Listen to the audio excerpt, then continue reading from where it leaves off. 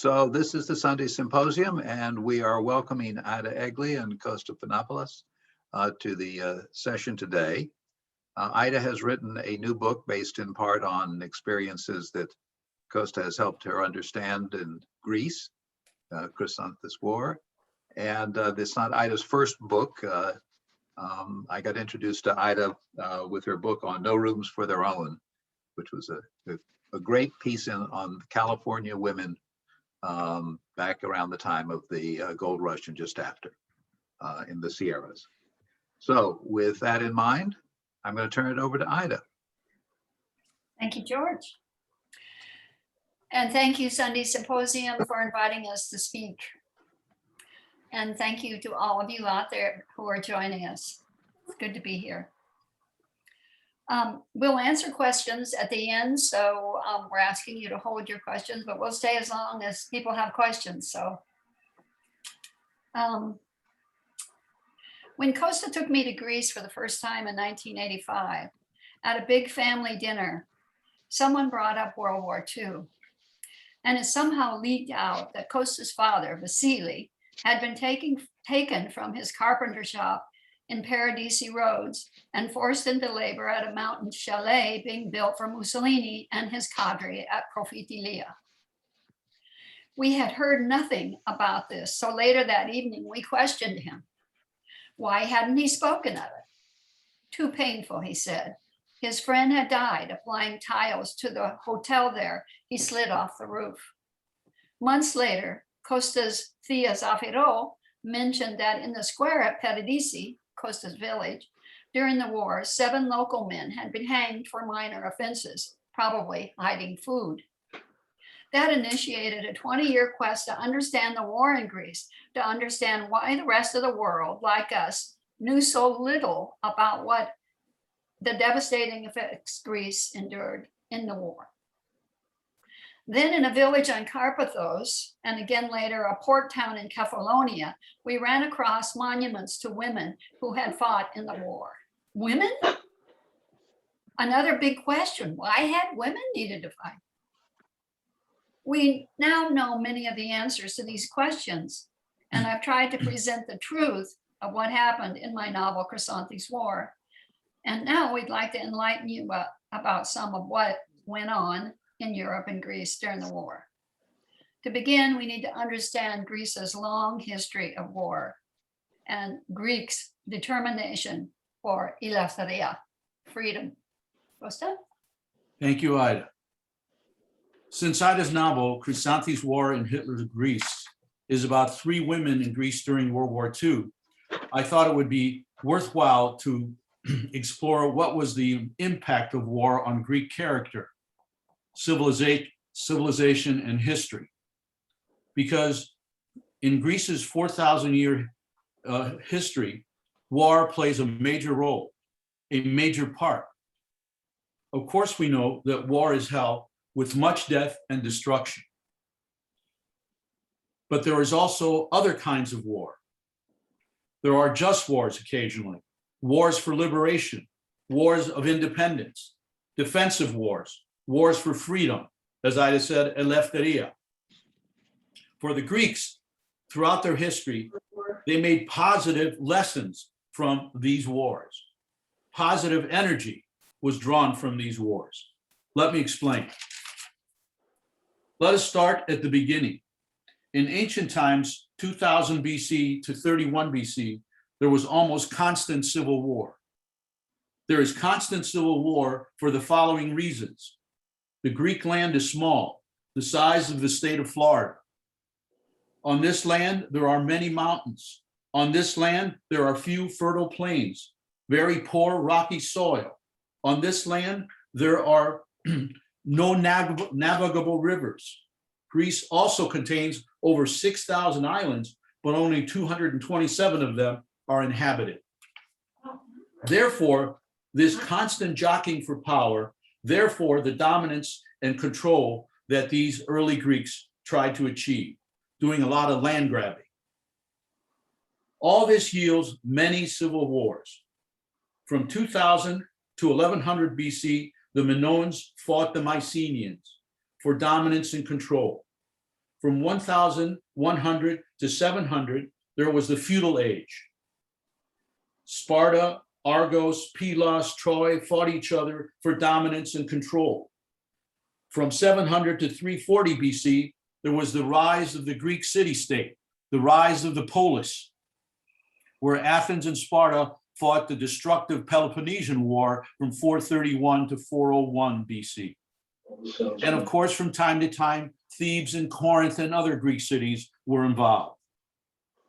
Then there were the wars between the city-states and Macedonia, between the Greeks and Philip and Alexander the Great in the 340s and in the 330s BC. Then there were civil wars of the Hellenistic period between the kingdoms established by the successors of Alexander. And then these wars lasted from 323 to 31 BC when Cleopatra died. Out of all these wars, overwhelmingly civil wars, many positive stories arose, many myths, many heroes, many heroines. Out of destruction, construction. Think of the Iliad and the Odyssey by Homer and his description of the war with Troy around 1100. Think of the heroes, Achilles, Ulysses, Agamemnon, Paris, Helen, the goddesses that started the war. Which one is the most beautiful? Paris was asked to decide. Athena, Aphrodite, and Hera were involved in those wars. And also during this period, the myths about Atlas and Hercules arose. Think of the great tragedies that the wars and heroes inspired. Think of the plays of Aeschylus, Euripides, Sophocles, and the comedies of Aristophanes that were written in the 400s BC. In that century, there were the Persian Wars for over 20 years, and there was the Peloponnesian War for over 30 years, the same time that these great tragedies were written.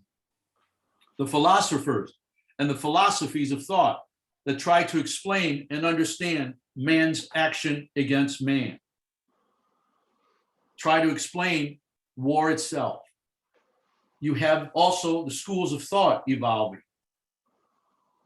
You have the Stoics, the Epicureans, the Cynics, the Skeptics, the Hedonists that try to understand human behavior.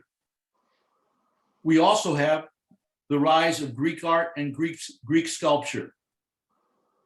Greeks throughout this time and also later borrowed from these myths, these stories, and this art. They were inspired by these events. Then Rome enters the Greek story. Yes, Rome conquered Greece, 31 BC to 476 AD, but Greece had profound influence on Rome's art, architecture, philosophy, medicine, the art of war, education, mathematics. Greece is the teacher of Rome. Next comes the Byzantine Empire from 330 to 1453 AD. And the Byzantines brought Greek civilization and Greek culture to a high point in this time period. This was a Greek civilization. This was a Greek-speaking area, and the dominant religion in the Byzantine Empire was Greek Orthodox faith. Another era of Greek civilization is under the Ottoman Empire, 1453 to 1920. Luckily for the Greek people and other subject peoples, the Ottomans were tolerant rulers. They allowed minorities, religious groups to maintain their own language, their own culture, and their own religion. In turn, they had to pay a small tax and behave themselves. The Greeks survived. They kept their culture alive, their language, and their religion. Moreover, many Greeks prospered as merchants and businessmen in the Ottoman period because many Islamic peoples in the Ottoman Empire were loath to deal in business and money change at that time. In the 1820s, Greeks living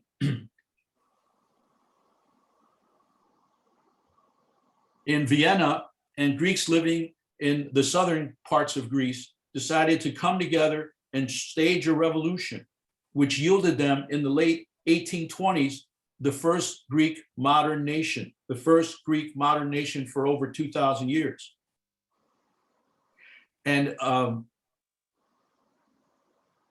then in the late 19th century and early 20th century, Greeks were able to add to these this original part of Greece with the Balkan Wars in the 1880s, 1890s, and from 1900 to 1912.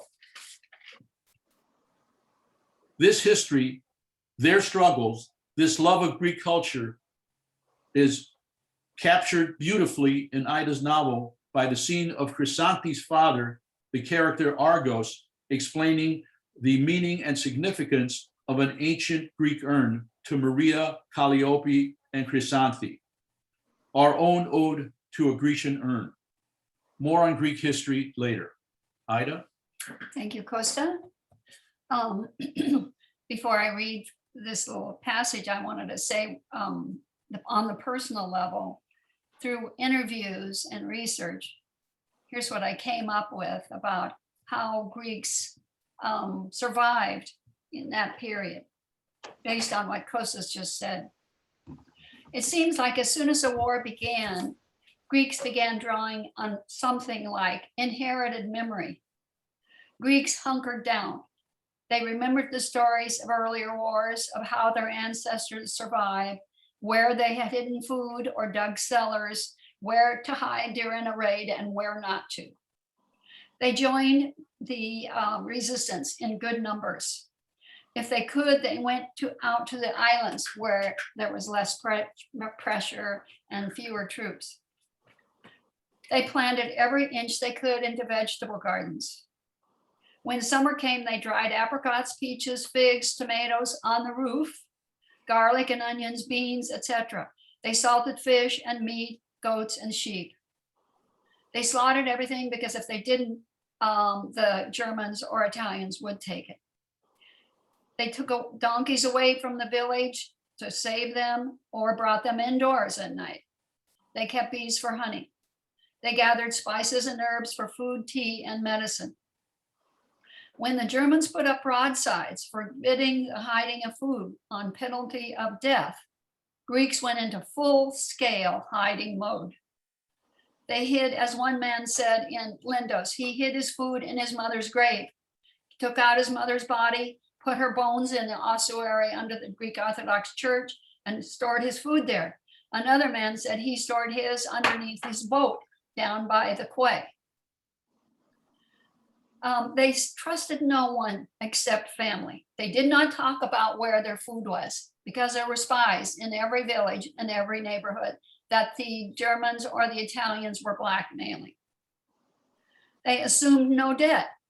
They took special care in hiding their savings, which was mainly gold coins. In the countryside, they cleaned out the caves above the village so that they could take their elderly there if there was a raid. They tried not to get pregnant because in wartime, babies often did not survive. Indeed, when Kosta was born in 1942 in Papadisi, his mother got milk fever and he got it from her. So his father rode a bicycle to Rhodestown, which was 20 miles away, every day for a week to get what they would give him, only 1 day's ration of penicillin, and it saved them. And also he's smothered in other places I don't know about here. So here's the reading, and this is the three girls with Krisanthi's papa, who has brought home a Greek vase. We watched Papa unwrap that Hellenistic vase he purchased from a dealer in the castle at Rhodes, carefully folding back the brown paper, lifting it with great intentionality from beneath the vase. This amazing urn, Papa said, gesturing toward the table, is the reason I'm tardy. It's priceless, girls. His eyes are bright as candles. About 2 feet tall, the vase is amazingly well preserved, scuffed at its foot ring by way of being ancient, its background black, over which is painted now faded red figures. The Greek key pattern running full revolution at the neck and at the pedestal. We stare, walking around, following the painted scene full circle. I glance up at Papa, who is smiling. Maria points out a bare-breasted woman to Calliope, who covers her mouth to smother giggles.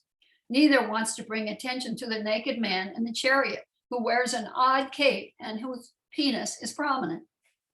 This is our history, girls, Papa bellows emphatically, his hands dancing in the air, his eyes wide and joyous. This was made by Greeks who lived on this island more than 2,000 years ago, ladies, and their blood runs in our veins. And because Greece has vases like this, old as our island almost, we know what happened long ago and what people believed. This was their religion, like orthodoxy is ours, he went on. We three girls still circling, struggling to understand what he's talking about. Who's the man in the chariot, I asked, pointing. He stoops, squinting, running his finger over the painted figure. That's Achilles, he says proudly. And beside him, see that limp body there? Yeah, that's his friend Patroclus, who has just died in the Trojan War. Later, Achilles will be killed too by Paris. I can feel Papa is going to go into a lecture on the Trojan War, how the Greeks won the war, this warrior killing that warrior, and how the Greeks later ran the Persians out of Greece, sinking their famous armada off the coast of Attica. I tighten my lip, promising myself I will not upset him, asking why the Greeks could not defeat the Romans or the Ottoman Turks. I remember doing this once, spouting what I was learning at school, how many centuries the Greeks had been subjugated, and he had blown up like dynamite in a ship's hold, and it hadn't turned out well for me. It would not do to challenge him again, and right then he was happier than I'd seen him ever. Best to listen to his story. As if reading my mind, my mama gave me one of her stares. It's Calliope who asks the question, so quietly we can barely hear her. Why do we need war anyway? All it does is kill people. There is strained quiet as we watch Papa, his face turning pain, his eyes beleaguered, as though this quiet reality is the last thing he wants to hear. Well, you have a point there, Calliope. Women, children, crops, cities, and cultures, they die. And we Greeks have had more than our share of wars. Our islands are stepping stones between East and West, between Europe and Asia Minor, maybe even between conflicting ways of life and religion when you think about it. Here he pauses, bending close to the urn again, running his finger over the glaze, as though caressing the naked Helen of Troy. I think perhaps we sometimes need to have our resolve tested.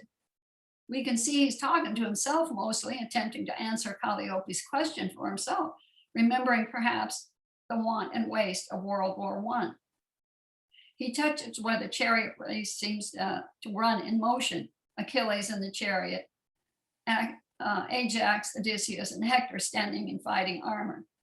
Besides, he goes on, his reverie enlivened, tone rising to opera pitch, glancing at us. If we did not have war, we would not have heroes, or these beautiful urns and the wonderful mist that Auntie loves so much. He reaches in and pinches my cheek. He pauses and turns when Calliope leans over to ask, her voice a whisper. But isn't killing a sin, Theo? I don't want my brothers to die, they're good. Over his shoulder, Papa answers abruptly. That's true, Calliope, it is evil. There's no doubt about it. Good people die and good people kill others because they see one another as enemy. That's evil. He shakes his finger at me and then at Calliope. Maria is on the other side of the vase, circling still, staring at the naked men. The evil is that we can't get it straight, that we're all the same, that we can't learn to share. He turns away and begins unbuttoning his shirt to change his clothes, muttering to no one. That's what we can't get clear, that the Greeks and the Trojans and the Turks were all the same. Cleobulus knew. He said, nothing in excess. And then Papa shut the door. Okay. Back to Kosta, part 2. Thank you, Ida. Thank you. War for Greece continues in the 20th century. Why did Italy and Germany invade Greece in World War II? To find the answer to this question, we need to look at Europe after World War I. We need to look at Europe from 1920 to 1940. After World War I, Eastern Europe was turned upside down with the results of the war and the peace treaty of Versailles. In 1920, the four old European empires came to an end. The Russian Empire, the German Empire, the Austrian Empire, the Ottoman Empire were gone. For Eastern Europe, it was a bold new reality, an unsteady reality. After World War I, the Versailles Treaty abolished these four empires and created a host of new independent countries in Eastern Europe. Among them are Turkey, Poland, Hungary, Yugoslavia, Albania. All these governments were brand new and very weak politically and economically. There was a power vacuum in Eastern Europe. The new communist Russia turned inward to build up its new government and centralized its new communist economy. Britain and France were financially weaker after World War I. They were tired of war. They did not have much taste for getting involved in Eastern European affairs. That left Germany and Italy to look at the weakened Eastern European theater as a place for influencing expansion, annexation, for living room, as Hitler called it, Lebensraum. Italy under Mussolini, who came to power in 1922, wanted to create a new Roman Empire and again make the Mediterranean Sea into an Italian lake. And hopefully all the countries touching the Mediterranean Sea would be under Italian influence or annexation. This explains Italy's actions into Ethiopia and Albania in the 1930s, and finally into Greece in October of 1940. It was their version of manifest destiny. At first, conquest of Ethiopia and Albania went well, but when the Italian army attacked Greece, the Greeks repulsed them. Italy was defeated. This was the first battle that the Axis powers, Italy, Germany, Japan, lost. Hitler, who came to power in 1933, had no interest in the Mediterranean countries, or in particular Greece. He was happy to leave Greece to his Italian partner, Mussolini. Germany was interested in North and Central Eastern Europe, perhaps even Russia as a place for living room, Lebensraum. So when the Italians lost and were defeated at the hands of the Greeks, Hitler felt that he should help his Italian ally. And he had his army invade Greece in April of 1941. Germany, with its superior weapons, larger army, was able to defeat the outgunned and outnumbered Greeks. Thus, for most of World War II, Greece was in the hands of the Germans for 4 years. The Germans were brutal, harsh, and ruthless. They controlled the Greek mainland and some of the Greek islands, an island such as Rhodes. The novel Krisanthi's War takes place in Athens and Lindos, Rhodes. Ida will describe to us an encounter by Krisanthi with a German soldier.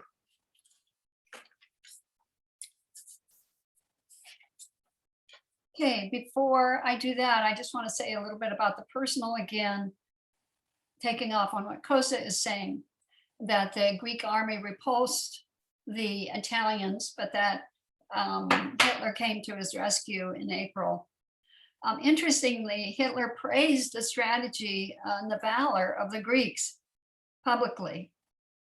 And also later in the war, he was quoted as saying that that needing to deploy his 12th Army to Greece had delayed his departure and weakened his troop strength for his Russian campaign that needed to be pushed back to June. So in some ways, Greece was instrumental in that weakening of the Russian army and the German army, excuse me. So, but coming down through northern Greece, the German Oakmont army in a blitzkrieg action burned villages as they went as a warning to Athens. They confiscated everything, especially animals, donkeys, sheep, chickens, everything. They went into homes and took whatever they wanted. They gave full right to their troops to take whatever they wanted. When they got to Athens, they had a strategy to control the Greeks. Excuse me, a little nervous here. And the two armies, the Greek and the Italian, the German and the Italian, fought over war booty and foodstuffs. Mussolini was said to be furious with Hitler for interfering in his war. He thought he could beat the Greeks without the help of Germany. What the result was really is that they just stripped Greece bare, especially Athens, of food. So what happened then is that there was no food in Athens. And in that first winter of 1941, 40,000 people starved. 40,000 people, men, women, and children, starved. And according to historian Mark Mazauer, Athens was to endure the worst scenes of starvation seen in occupied Europe outside the concentration camps. In the novel, a baby is stillborn that winter of 1941 as a metaphor for the widespread starvation. There was, however, a thriving black market in Athens that served those who could pay high prices. For the poor in Athens, memorialized still by statues in neighborhood squares that are very sweet little statues, are the Saltadori Boys. These are orphan boys who'd lost their parents to the starvation, who were in packs kind of, who stole food from the German trucks. And they would throw them out to other boys on bicycles with baskets. Then they would sell them in the market. That's how they lived. Those caught were shot or hanged immediately. And our friends Ismeni Foukialis and Dimitra were wept, remembering those young boys who they saw on the bicycles and in the German trucks. Quickly, the Germans froze cash in banks, and so it was very hard for Greeks to get money. There was wild inflation. Axis troops regularly swept through markets in Athens for young girls and women they could force into prostitution. The girls were housed in government buildings by the Plaka at the Parthenon. Ismeni and Dimitra said if they listened at night in Athens, they could sometimes hear the girls screaming. On the islands, the occupation was not felt as painfully, mainly because of fewer Axis troops assigned to them, though there was fighting there and some starvation, mainly in 44 and 45, when Axis troops razed local villages, mills, and storehouses because their food supplies from Axis command had been cut off. Axis command had essentially abandoned their troops on the island. They were now marooned on Greek islands. They were sometimes brutal with the islanders, usually not quite as cruel as they had been with the Greeks in northern Greece, on Attica, and in the Peloponnese. My friend Irini's parents lived at Yanadi, which is where the Italian-German base was, on Rhodes. Her father worked there, and he was firsthand witness to Germans taking the remaining Italians once they had been defeated and ceded control of the island to the Germans in 1943, out on landing craft and blowing them up. Few Italians survived on Rhodes. The mayor of Lindos, whom Kosta and I interviewed, had fed one of those runaway Italians. He fed him for the duration of the war, leaving him rats that he would catch behind rocks close to where the Italian was hiding in a cave.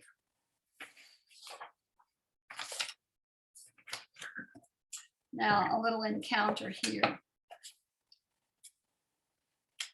In this scene, Krisanthi is looking for a 3-year-old daughter during a raid of the village in Lindos. I enter the theater and stare in blood-curdling horror as Kyriaki is just then being scooped up by a tall, thin German wearing enough ammunition to annihilate the entire village. I stop short, my breath a fishhook in my throat. No moisture, no air, only the wind. I cannot speak. The German seems all nose at first, red-faced, lanky, his shoulders rounded, with a child, my child. As my thoughts race, Kyriaki screams. She has spotted me and arms out now begins to cry pitifully. My body jerks when her arms reach out, her moist eyes pleading. Distress buckling her face. The soldier's eyes stare me to the spot. My heart shattered, veins bursting in dissonant rhythm. I know in my fiber, if he harms her, I shall die here in this old theater where Oedipus Rex and Antigone were performed for our ancient ancestors. Nothing works, not my head, not my legs. I remain there petrified, a trapped animal assessing avenues of escape. Instinct tells me not to rush toward my daughter and the Nazi. My heart flashes back to scrambling 5th century Athenian women searching desperately for their children, while Persians burned Athens to the ground. At this minute, I am them, our history the same, a struggle between life and death. The soldier speaks to Kyriaki, not harshly, but in nearly hushed tones, even as Kyriaki pushes back from his chest, distancing herself from what she knows in her blood is danger. Or is it the look on her mother's face that tells her this? I pain to call out, but know not what to say, what would help, not harm her. Kyriaki suddenly swaddles her face with her hands, bends her head down and weeps. She tilts her head into the shoulder of the Nazi, resting her weeping face there, the soft down of her crumpled curls caressing his chin and neck. The bird-like sounds of her cries, so vividly those of a fragile little girl, afraid, compelled to fold to her captor. I watch the face of the soldier change, as though he is holding his own child, one he has back in the homeland, or one he wants someday when the war ends. I watch him soften, become more human, less fascist, just a man who could love a child. But rethinking, I know he's a fascist and he has a job to do. Back to Kosta. Thank you, Ida. Let's stop for just a second here. Let's show some of these slides we have. These are some of the women who are fighting in the Anarchy, and it looks like they're kind of equal number, men and women. This really wasn't so. There were many, many more men who fought than women. Those were resistance fighters. Yes.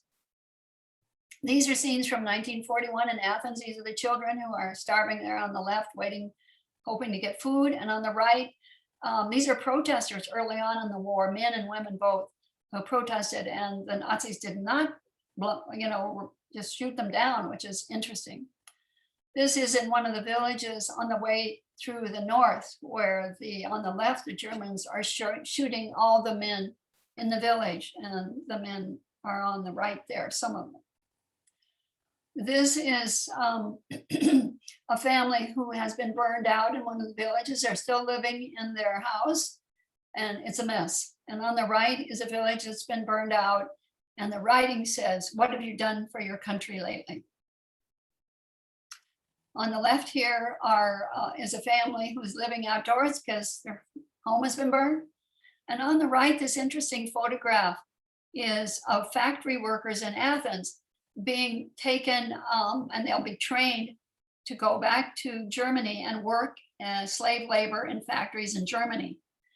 That happened quite often, and most of these men did not come back, which is one of the reasons there were not as many men around, besides that they joined the army and the resistance Monarchy. So now back to Kosta.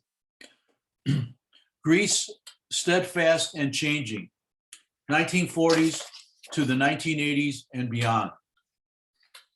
How and why does Greece remain the same and yet also change in the late 20th century? The quick answer is because of both steadfastness and change in the 20th century. What are the reasons for steadfastness in Greece? That is, what is this sense of changelessness? The reasons: the long, long history of Greece, over 4,000 years. It is such a proud, unparalleled history, so rich and vivid. Everywhere you turn in Greece, you see ruins symbolizing the elegant and varied past. Ruins of the Minoan civilization, 2000 to 1500 BC, on Crete and Santorini. If you've been there, you know there is the ceremonial center, the monarchical center on Crete of the king Minos. And in Santorini, there's a little small village that is Minoan. The ruins of the heroic period or the feudal period from 1100 to 700 BC are found on the site of Mycenae, a fortress town on the hill in the Peloponnese. And nearby is the tomb of Agamemnon. The glories and beauty of the classical period, the classical age, 700 to 323, are full of architectural wonders. Athens, for example, has the Parthenon built in the 400s. It's built in the 430s. There's also the beautiful temple of Apollo at Delphi. There are the ruins in Olympia, the home of the Olympic Games, which started in Greece in 776 BC. The magnificent art and architecture of the Hellenistic age, 323 to 31 BC. There is this beautiful altar that was built in Pergamum, a Greek city on the coast of Asia Minor.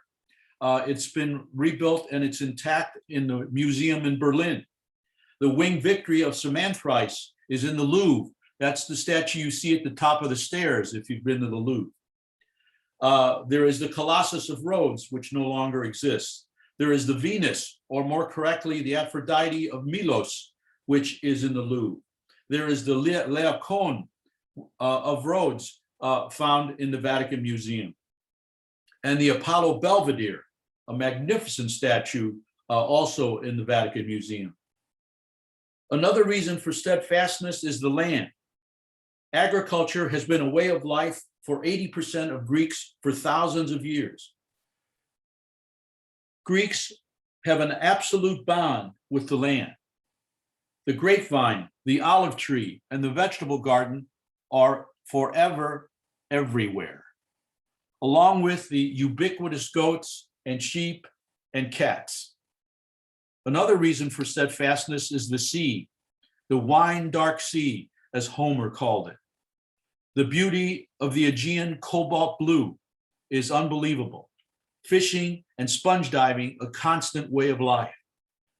The sea is Greece's true highway that fosters trade and commerce throughout the various parts of the Mediterranean. Affectionately, many of the islands of the Aegean are called the Aegean Edens because of their beauty, both physically and with the arts and architecture on them. Another reason for steadfastness is Christianity, the Greek variety called the Greek Orthodox Church. This is the church that was started by St. Paul, who came to Lindos Rhodes in the 50s AD. St. John wrote his gospel in a cave in Patmo, one of the islands in the Aegean. The New Testament was first written in Greek. The Greek Orthodox faith is the glue that holds Greece together. The Byzantine churches, the white little chapels, perched on every mountaintop, on every peak, and every promontory. Greeks love to light a candle in their dark, icon-filled, mysterious, mystical interiors. Another reason for steadfastness is the Greek language, unique in all the world, a language that stretches back to Homer in the 700s BC. It is a vivid and descriptive language, very precise. Think of all the Greek words in English, thermometer, for example. Okay. Mathematics, even the word symposium is Greek, a synchronized drinking party. When Greeks speak to each other, they hear their history. It is a transmission belt for their history, their hearts, their minds, and their souls. Another reason for steadfastness is Greece was without a nation, without a government, a national government for over 2,000 years. And therefore, their history, their culture, their religion took on additional special meaning. They were connected to it passionately. It was their reason for existence. And they were unable and unwilling to let it go. Change. Yet, as we all know, change comes, whether we want it or not. What caused change in Greece? What caused change for Greeks? When you look at the history of Greece, after it became a nation in the 1820s, people's lives and economy did not change very much, didn't change very deeply. From the 1820s until 1973, Greece was a monarchy, an old-fashioned monarchy at that, with kings that were very authoritarian and, kind of hindbound. World War II and its aftermath shook Greece to its very foundations. There were not only the wars with Italy and Germany in the early 1940s, but in the late 1940s, there was a civil war to try to decide whether Greece should remain a monarchy, become a democracy, or become communist. Finally, the last vestige of monarchy was passed on and finished in 1973. And also that was the year that the military junta that ruled Greece for 5 years fell. The so-called age of the colonels. They also fell in 1973. Greece is now a democracy with some socialism. But the real catalyst for change was tourism. Tourists discovered Greece in the 1960s, 1970s, 1980s, and beyond. There are 10 million Greeks in Greece. And in the summer, Greece has as many as 5 to 6 million tourists. Tourists who want pizza, not souvlaki, beer, not ouzo, rock and roll, and not Greek folk dancing. Overnight, Greeks were faced with topless girls on the beaches, hordes of people in their shops and markets, traffic jams on their old roads. Another catalyst for change was television. Television was introduced in Greece in the 1970s. At first, Greeks watched TV in the cafes and restaurants, but soon, with their more affluence from the tourist jobs, they watched TV in their houses. They saw new clothes styles, new morals, new lifestyles. They saw Tom Selleck on TV, the new heartthrob for many Greek girls. The old ways were challenged by the new ways. The impact of TV cannot be overemphasized. The increased wealth for the masses from tourism cannot be overstated. Taxi drivers, bus drivers, chambermaids, waiters drove Greeks from the farm to the town to the city, from the rural life to the urban life.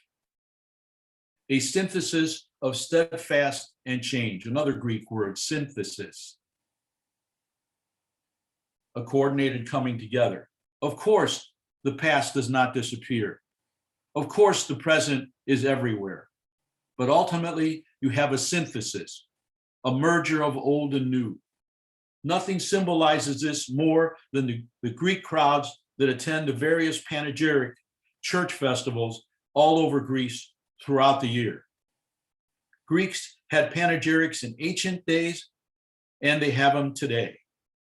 Then and now, these panegyrics consist of foot races, horse races, poetry reading, folk dancing, visits to the temples in the old days, and now visits to monasteries and chapels to light a candle. Ida captures this beautifully in her reading from Krisanthi's War. Thank you, Kosta. Wrapping up here. Did the Greeks feel on a personal level what Kosta was talking about, this steadfastness and change? Though they might not be conscious of it, I believe they did.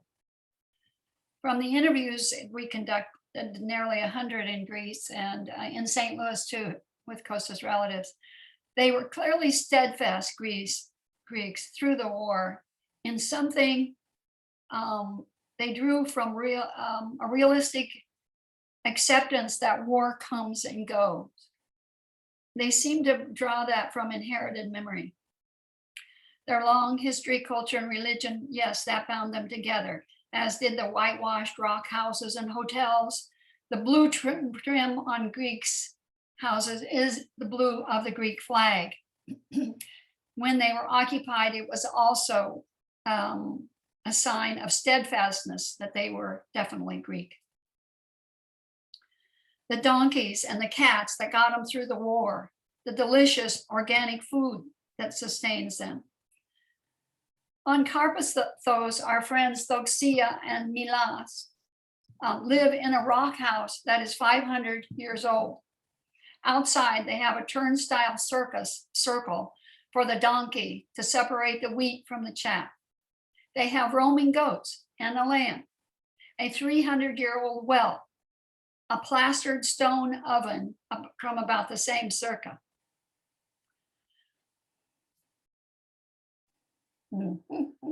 Okay, they have a huge garden.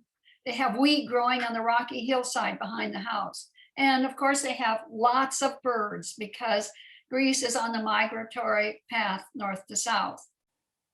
They have a killer view.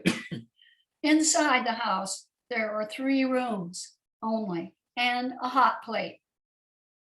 The old non-materialistic ways of Greece are still there, though they are fading in some degree. But nonetheless, they're reassuringly common. In Lindos, the Orthodox Church was built around 1000. The icons have faded to pale. The smell of incense has permeated even the stone walls. The narthex reeks of the smell of candles. Then too, they have the Parthenon and Delphi and Olympia and Meteora. And like Iosoulas in the novel, lots of panegyric sites throughout Greece, thousands probably. And ancient sites that the tourists don't know about, like Commodore Scala on Rhodes that was active 600 BC, a crumbling town site now that had 3 public baths and also had running water just outside the door and a sewer system. They can easily feel reassured sitting for a moment in one of the thousands of monasteries. And on Sundays, they might go to a beach restaurant where someone is peeling potatoes out back so that the French fries are real French fries. And there might be an octopus tenderizing in the sun on a clothesline. They are historically generous as well, and this keeps them steadfast. They help the Turks during earthquakes. They help the Syrians now willingly. And in Thessaloniki during the war, they hid Jewish children to great risk of themselves. And they later shipped those Jewish children to Palestine. So what about the change? Yes, it's coming. Change in Greece is usually slow, but they have a saying that Greece absorbs her enemies. In 1911, when Italy ripped off the Dodecanese island chains, they went right to work restoring the ancient sites like the castle on Rhodes and the Byzantine Monarchy harbor there. They built an aquarium. They established property lines and recorded deeds for the first time in Greece. They built roads. On Kos, the Asclepian healing center of Hippocrates was excavated and opened. Now, in a full turn of fate that is fun, the Italians come to Greece for holiday in August, and some of them go to these same attractions that they restored before the war. The Germans come too, and the Greeks say you can spot the Germans because they're wearing black socks and leather shoes to the beach. The Greeks love to tease the English and the Swedes and the Danes and the Germans, sometimes behind their backs, calling them coquino coli, which translates to red butt because they get sunburned. But big change is also happening as we speak. Young Greeks are going to Europe to university. They're coming home, but not always. They're bringing new ideas and a cosmopolitan sophistication. What will this mean for Greece? It's unsure. Also, some Greeks have encouraged overspending nationally and personally. Our friend Tony has 2 sports shops in Rhodes. He has a beautiful home with a view. He also has debt and a mortgage. Still, many Greeks choose to live in what was once grandma's house, which has never had a mortgage, though it cannot be called modern either. And roles of women are changing. The Me Too movement is alive in Greece. Higher education is now available for women. In 1985, the average level of education was 6th grade. Now they go to university. In 1975, village women seldom went to the beach or to restaurants. Now they go freely. So Greece is indeed changing, and it's unclear where it will go. But there is still that proud, strong steadfastness of resolve. I will end our talk with this reading about the panegyric. The panegyric scene, I'm just going to take snippets, is almost exactly as Kosta and I experienced in the 1985, which was almost exactly as how it was experienced around 500 BC. Finally, we crown the rise and stare into the bustling clearing that is Ios Solas. The racetrack beckons to our left. It's a raked dirt surface encircled by a feeble fence and rickety stadium benches.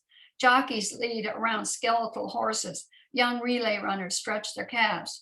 Directly in front of us, the dance and poetry platform, a huge square box 4 feet high, wooden steps up to the front. To the right, nestled in the trees, the ancient chapel, freshly whitewashed, its crude bell tower bright with blue paint, the bell ringing. Next to it, monolithic boulders blanketed in velvety moss, gilded with Greek Orthodox crosses, marking St. Paul's healing and baptismal spring. After wrapping Andreas on Maria's back, we head down to the flat to inspect the pits and mule at the twitchy-nosed goats, bleeding plainfully from their crowded rope pen. 2 already slaughtered goats hang upside down from a crossbar between trees, blood for sausage dripping from their noses into dishpans. A chipper old butcher, wild white eyebrows dominating his face, cigarette bobbing, slits open the skin at one of the goat's ankles and straining blows red-faced into the slit.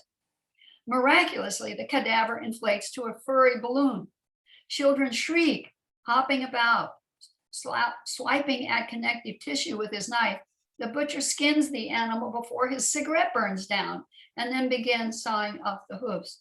He strips the hide from the carcass in a Houdini swoop, flopping the wet pelt over a rope line.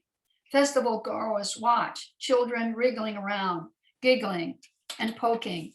Po, po, po, someone shouts. Loud cheering erupts near the track. We hasten over to celebrate the winner of the foot race, a lanky 16-year-old named Ulysses. Fitting, I think. Swift as Hermes, I tease. Next running the track is 90-year-old Nicholas Sarnis from the tiny mountain village of Arnithia. He has won the foot race more times than anyone in recorded history. So now, as honorarium, finishes 5 laps around the track, dressed in red, in wool Turkish pants and vest, red shirt and silk scarf. His long curling mustache and fine neck-length hair, white feathers in the breeze. When he crosses the finish line, the crowd explodes, stomping feet and whistling. Men raise Sarnis and Ulysses to their shoulders and carry them to the spring to cool down, someone shoving ouzos in their hands. A priest anoints them with holy water. As events wind down, changing peals from the monastery's bells call us to service. A snaking line already forming outside the small whitewashed sanctuary, the queue inching prayerfully, ploddingly toward the chapel door, lit by a glow of hundreds of flickering candles inside. A thin trail of smoke working its way outdoors on either side. When we reach the entrance, Mama is there with Kiriaki and Taki, who run and cling to our legs as we mew at the familiar smoke-stained walls, hung with Orthodox icons, hundreds of years old. The Virgin Mary, her crown cast in silver, Jesus healing the sick in the Sea of Galilee, St. Paul in navel-length beard, preaching in St. Paul's Bay. Around us, people drop coins into the donation box, pick up and light candles from a pyramidal stack, wriggle them upright into sand-filled trays that run the length of the chapel's back wall. I dropped 20 drachmas in for Mama, Alexei, Kiriki, and myself, lighting a large candle for Yorgos, crossing myself, and praying. Outside, we crossed the cement quadrangle and spot the new priest from Lindos, Papa Yosef, immersing a naked infant into the baptismal spring, and then thrusting her above his head in presentation to God. Another cleric dunks a young boy in white morning gown, holding tight to an injured knee. The priest mumbles prayers so familiar, we reflexively mumble them too. It takes 3 days for God's healing to begin, Mono, he says tenderly. Sometimes the healing is within, so remember to give praise to our Holy Father. I'm still ringing with the benediction of the priest when leaving the monastery. I begin walking the gauntlet of gypsies. Children, filthy, skinny, their hair matted, stretch out their hands. Mothers with babies at their breasts wring my heart. Those pitiful faces, that plaintive begging. We slip coins into dirty palms before leaving, but I return twice, handing more coins to the mothers with babies, crossing myself. And with that, ladies and gentlemen, I think we're finished. So we're open to questions. And we'll stay as long as people have questions. Kosta, thank you so much. Let me dig in with the first question for Kosta, if I might. And then those of you who have questions, the best thing to do is to use the chat. Or if you do know how to electronically raise your hand, you can do that. So to get started, I'm going to take your screen off so we can see you. Oops, there we go. Kosta, in the period when our generation was growing up in Greece, okay, what was the feeling that you would have had toward the Germans?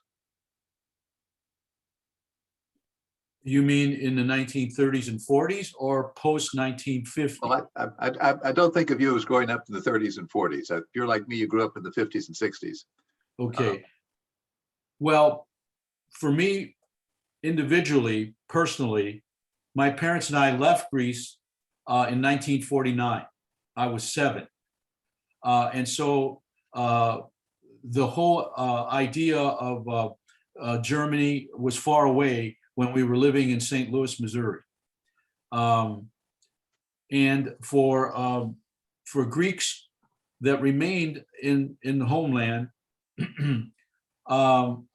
it's hard for me to say because I did not return to Greece until 1969 for the first time, 20 years later.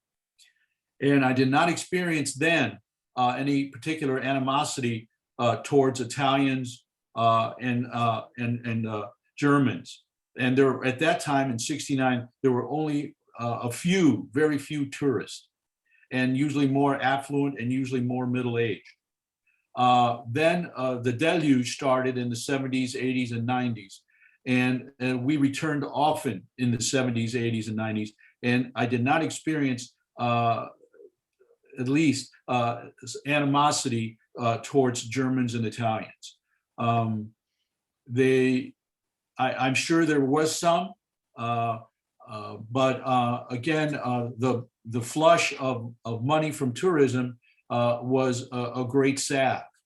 And also that many of the tourists that did come did appreciate Greece's history and the artifacts of their past, the various temples and art objects in the museums. So I think, although it could be left up to debate, the relationship by Greeks of my generation, if one lived in Greece the full time, it would be that with Italians and Germans, it would be benign.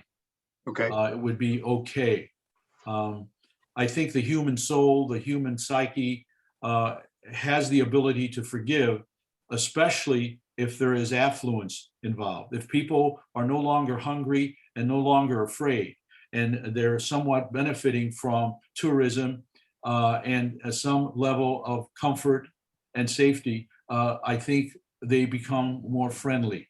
And when you live in Greece, when you visit Greece, the weather, the sky, the sun, the blue, the white, the cobalt color of the Aegean makes it very hard to be angry. Very hard to be sad. Let's move on. Gabriel, you had a question, and then we'll go to Charlene. Yes, you two deserve a panegyric for that fantastic, rich presentation. I learned so much, and it was so beautifully done. My question has to do actually with what is the role of immigrant Greeks and remittances on Greece? Again, I would have to answer with hearsay. Ida, do you have a comment on it? Go ahead. Say that again, immigrant Greeks? Yes, sending Yeah, money back to Greece. the Greeks who've left Greece, like, your parents, and what has their role been in shaping Greece? And was remittances from immigrants who've gone abroad played a big role? I think so. I think it played a fair role. I don't know that I'd say a huge role, but many of Kosta's aunts and uncles still have homes in the old village or near there. And they go back in the summer. Some of them go back now that they're retired or they were retired, and they stay the summer there because of the weather and all that. Their arthritis goes away. There's one guy that goes back every summer, and he swims in the sea because he says that he swims every morning. He doesn't have any arthritis in Greece. So there's a lot of going back to Greece. I would answer the question in a little different way. In the 50s and 60s, my parents and other relatives did send some remittances back to the Greeks on roads. But after that, slowly but surely, because of tourism, the unbelievable amount of people that came every year, and it would expand from June, July, and August to almost late March to late October, brought so much wealth into the country that those remittances were not as necessary. The other thing is, comparatively speaking, at least for Greek Americans, in the 70s, 80s, 90s, many of the Greeks that had settled in the United States before 1950 went back to Greece after 1975, 1980, because the cost of living was less there. And also the country was joyous and positive. And so many of them had returned, and then they took their pensions and their Social Security with them. And maybe that also infused a little money into Greece. Okay, we have a question from Charlene and then from Don. Charlene? First, a comment. I want to thank you, Ida, for this wonderful book. And I'm so grateful for our mutual friend, Marlena, for giving it to me. It was a Christmas present that opened a new world for me by looking at the old world. And your presentation today with Kosta was just so wonderful in marrying history with what you wrote. I wanted to ask you a specific question about the book, and that is the symbolism of food. It's just woven throughout the whole novel, or well, not quite a novel, but and it's almost a character in itself. It binds the women in their conversations. It shows the celebration, and even in the very last scene, how the one character comes home, and where does he reunite? In a bakery. Were you aware? Did you do this on purpose? Well, Greeks are nothing if not expressive. And usually they're expressive around food. So food is a big deal in Greece. And, they serve things in restaurants on little plates, they're the original small plates people. And everybody grabs around. And one of my first experiences in Greece was with Kosta's family. I said, I didn't get anything to eat because I wasn't quick enough. I'm American. I was sitting back and waiting for someone to invite me. And that didn't happen. So I had to learn to really get myself out there. So much happens around food when you say that's it. Absolutely. And also, I personally love the Greek food. It's so natural and amazing. It's just great food. So Yeah. thank you. Okay. Don has a question. Yeah, because I was wondering about what's the situation, during the big economic crisis of 2007 and 8, we heard a lot about severe austerity measures being imposed on the Greek working class. And what happened with that, or has that caused problems there for the everyday Greek guy?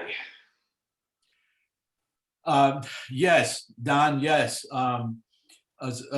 2008, even till now, a little less so the last 5 or 6 years, but around 2008 into 2015, the impact of the debt on individuals and the government was severe, as you saw in many newspapers and newscasts. What happened, like Ida discussed in her comments, in the earlier days, because interest rates in Greece are very high in the earlier days, the middle to late 20th century, people didn't borrow. Interest rates were 15, 18%. So people didn't borrow. They saved their money and then added another floor on their house for their daughter who was getting married, for example. They tried not to borrow. But when Greece joined the EU and the euro became common currency around 2000, the banks of the North encouraged people throughout the Mediterranean, including Greeks, to borrow. And the interest rates were usually 7, 8%, which seemed attractive. And a lot of people borrowed and a lot of governments borrowed. Greece borrowed heavily for the Olympics to get all the buildings built and the stadiums, et cetera, in 2004. So by 2008 and 2010, there was a lot of debt, both private and public. And this caused difficulties. And the other thing is because, again, some tourism fell off because of the austerity. You saw Greeks moving from the cities a little bit, not a lot of them, back to the countryside, to their old homesteads, if they were lucky enough to have them. So it was a dislocation. It was an upset.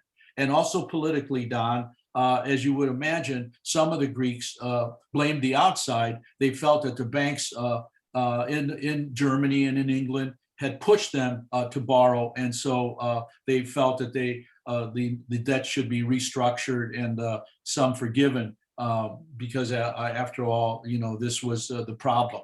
So better now, but the austerity and the economic constraints are still there.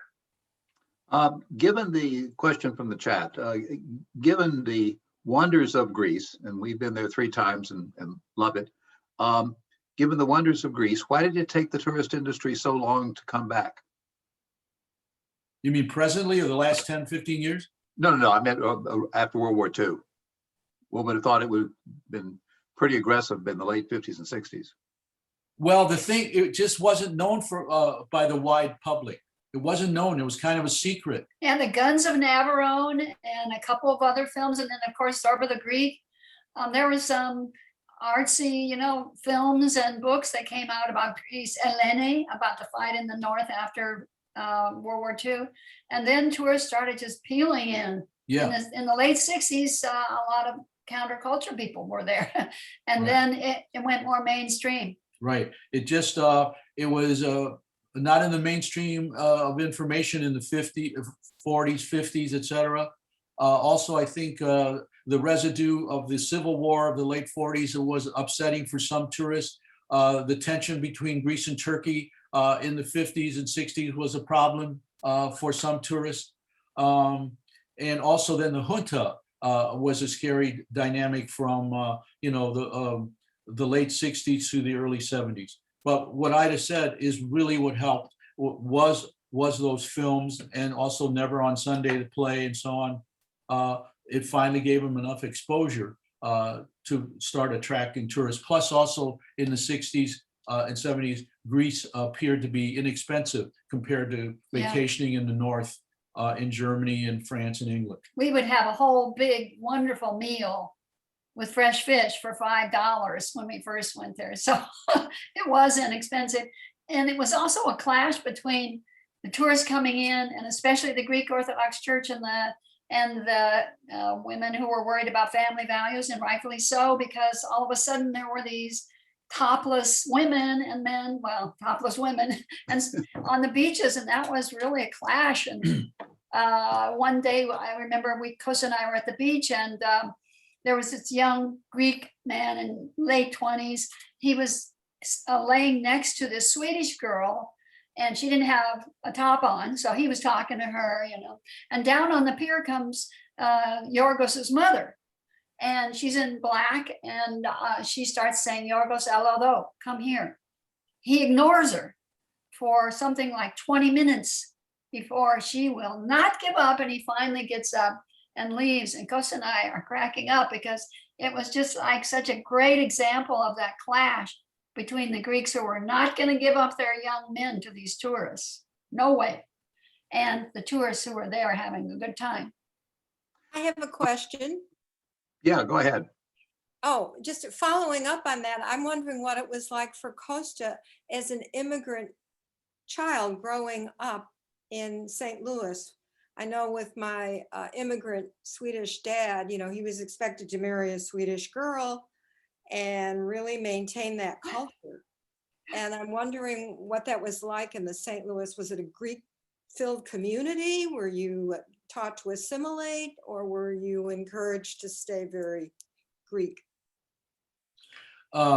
Yes, the Greek community in St. Louis is fairly sizable, nothing like Chicago or Los Angeles in New York, nothing that big.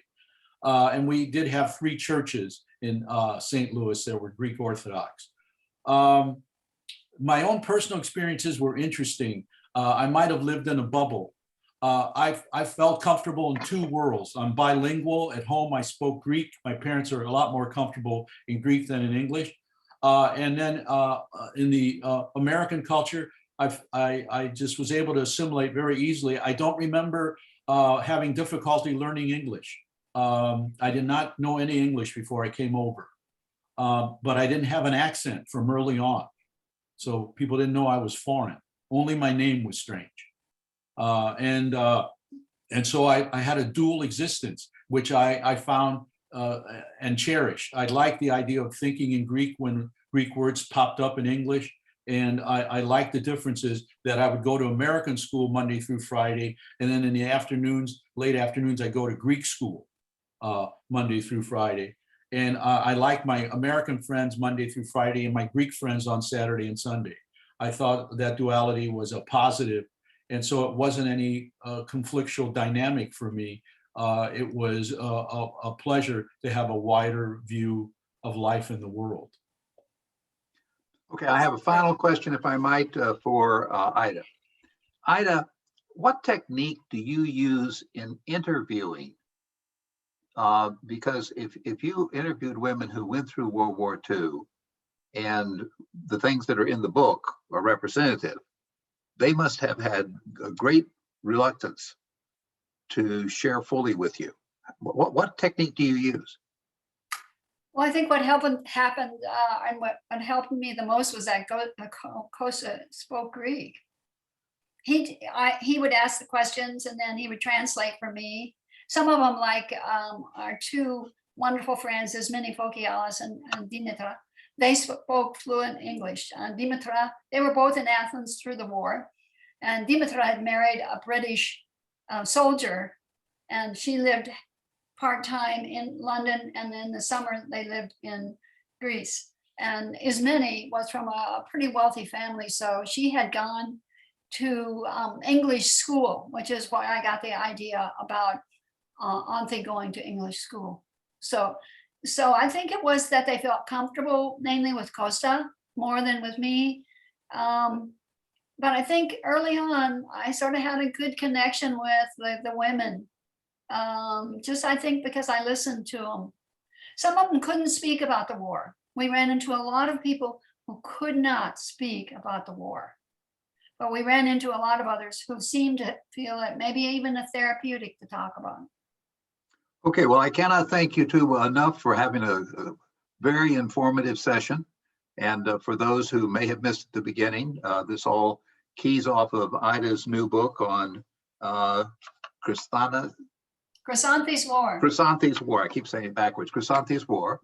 And now, as a reminder for those who joined late, we have no Sunday Symposium next Sunday because it's Easter. But 2 weeks from now, we will have John Newman from the Buck Institute, who will be talking about aging with gusto. Live better longer. That should be a fun exposure. So thank you both very much, and see you all Thank in 2 you. weeks. Thank you all for being here. Thank you. Enjoyed it. Thanks for being here.